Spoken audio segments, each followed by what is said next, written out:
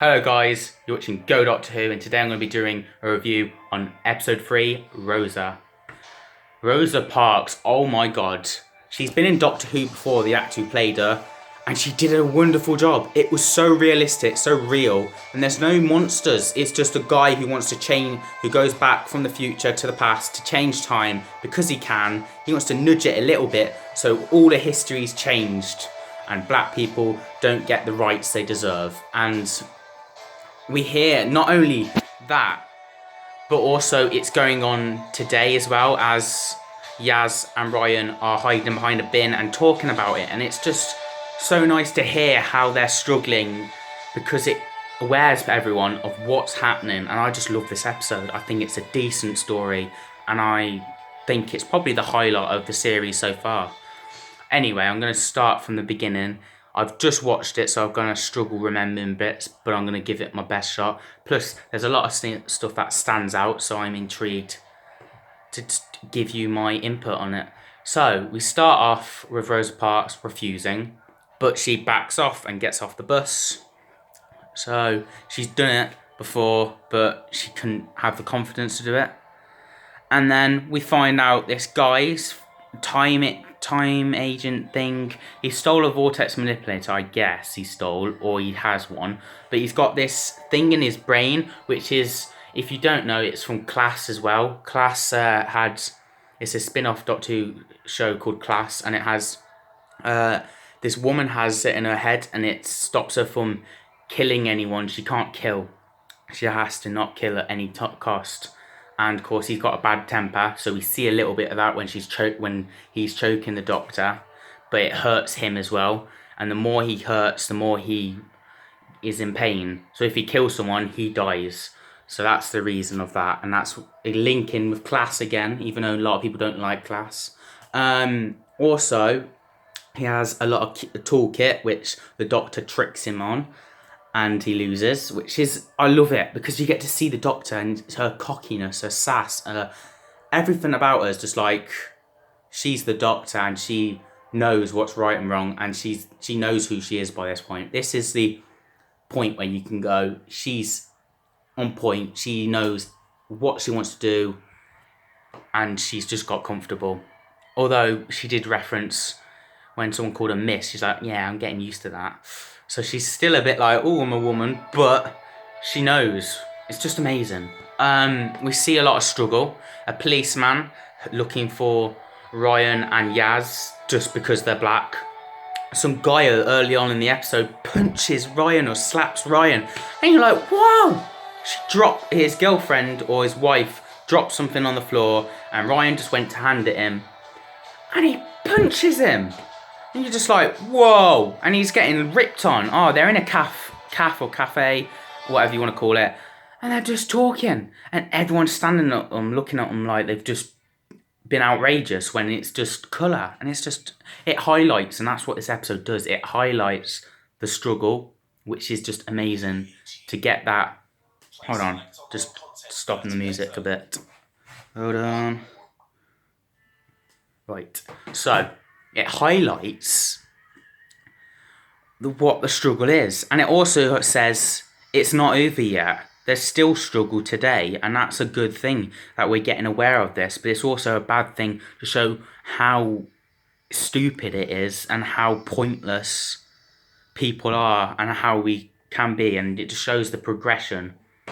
And we also learn about Rosa Parks, her life story. It teaches you and delves you into that time period. The music is phenomenal because it just leads you in. Music drags you into the time period, and it does it so well. We get a glimpse of the TARDIS. The Doctor's failing to control, travel in it at the moment. She doesn't know how to control it. The TARDIS does whatever it wants as usual. Yeah, it's good. It's nice. The villain, you get his morals, but we could have had a better actor, I think. But he went so easy. Ryan just went zap at the end, and that was it. Boom, he's gone. And you're like, well, that's a bit easy, pointless, which is a lot of the villains have been. The first episode, the villain fell and teleported. The second episode, they got off the planet, and the guy let them the two warriors go off. Episode 3, he just gets zapped. It's getting easy. It's just click ending sort of stuff. And you're like, I want a bit more than this. But it is such a good episode. And the Rise Up music of one of it's not new music, but it's our time sort of music when they're singing and she's standing up on the bus is incredible and spot on. And I had a little tear in my eye, and oh no, I'm not gonna lie, I did. I was like, oh, I love this episode. This is what Doctor Who should be. It should be like teaching you, but we haven't had the monster of the week yet, I don't believe. And yeah, it didn't need the monster. It really didn't. It was just telling the story, which was just amazing on itself. And then you've got also the Doctor trying to connect this in. You've got the bus driver. Suddenly they've swapped buses. The bus driver has to be the same bus who's strict and all that. One little piece of history can be changed like that, and it's the smallest things. So it just shows how dangerous time travel can be and how well you have to deal with things. You get the time period well, you got the music, you've got the actors are in phenomenal form, you've got the harsh settings of true life, and that's the thing about this story, the true life is incredible. Like, my life is a bit shit right now, I feel. And you're like, it's not as shit as probably the past was. And it also shows that life is a bit bad, because at the ending, Rosa Parks, yes, she stood up for what she believed in, she fought for it, but the 13th Doctor's like, no, the story doesn't end here, and it doesn't end too happily. They're like, oh, so it goes all well for Rosa then? It doesn't. She loses her job, so does her boyfriend or her husband, and then 50 years down the line, she gets awarded. She finally gets what she stood up for. But 50 years onwards, or more or less, it just shows that time consuming it is for change and how it needs to be done. There's a lot that goes on in this story, but there's also not a lot as well. But it's so interesting. I didn't get bored. I love this one more than any episode we've seen so far. And I just, in awe of it. I think it's incredible. The Doctor's found herself. We didn't get much of Yasmin again. Ryan was incredible and the harshness they were to him. But so was that Yasmin. Yaz. She didn't know where to sit on the bus. It shows. She's like, am I allowed to sit here? I don't know.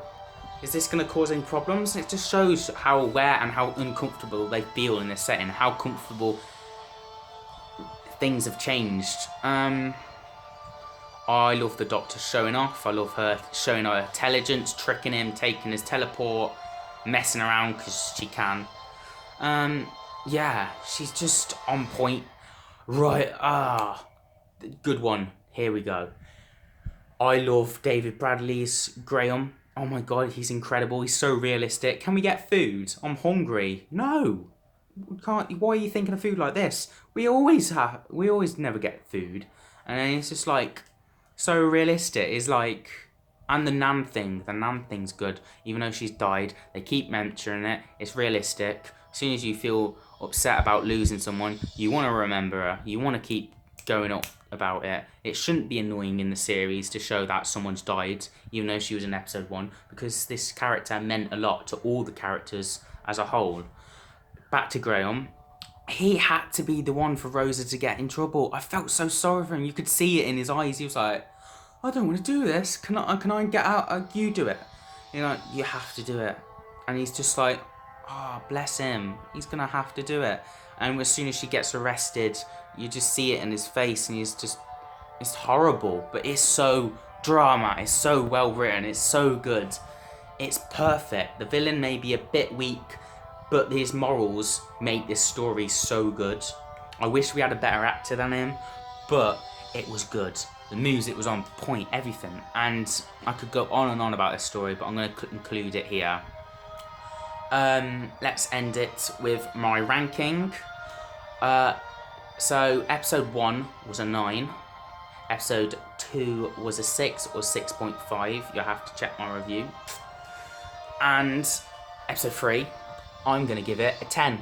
It's not the best story in Doctor Who, but it's the well written. It's got everything a drama needs. It's not got the monster of the week, no, but for a history story, for everything that is done in this story, it's done well. It's done on point. So it has to be a 10. There's nothing wrong with it. It's pure gold. It literally is historic. It's not the monster of the week. It's not epic regeneration or any of that. It's the Doctor finding Archtron energy and dealing with history to put it back on course. That's their task, to put it back on course. Get rid of this villain who's trying to mess with time. So it has to be a 10 out of 10.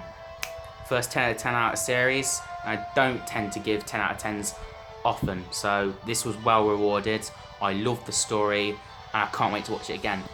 That's it for today, guys. We've got a Spider episode next. Ooh.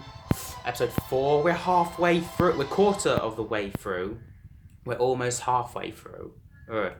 Yeah. So I don't know what the episode title is for episode 4. I have to have a look. But I'm excited. As always, you've been watching Go Doctor Who. Comment down below, like, subscribe. See you guys next time. Bye.